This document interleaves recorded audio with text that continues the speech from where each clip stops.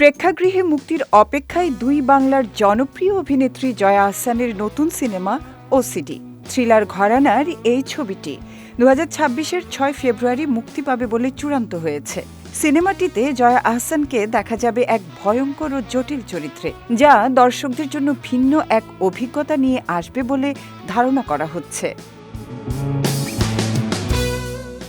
1 জানুয়ারি সামাজিক যোগাযোগ মাধ্যমে সিনেমাটির পোস্টার শেয়ার করে মুক্তির তারিখের ঘোষণা দেন জয়া আহসান। তবে ছবিটি বাংলাদেশে মুক্তি পাবে কিনা সে বিষয়ে আনুষ্ঠানিকভাবে এখনো কিছু জানানো হয়নি। পরিচালক শৌকর্য ঘোষাল পরিচালিত এই সিনেমায় জয়া অভিনয় করেছেন শ্বেতা নামের একজন চিকিৎসকের চরিত্রে। সে তার জীবনে বারবার ফিরে আসে অতীতের এক ভয়াবহ ও তিক্ত স্মৃতি, যাকে কেন্দ্র করেই ছবির কাহিনী আবর্তিত হয়েছে।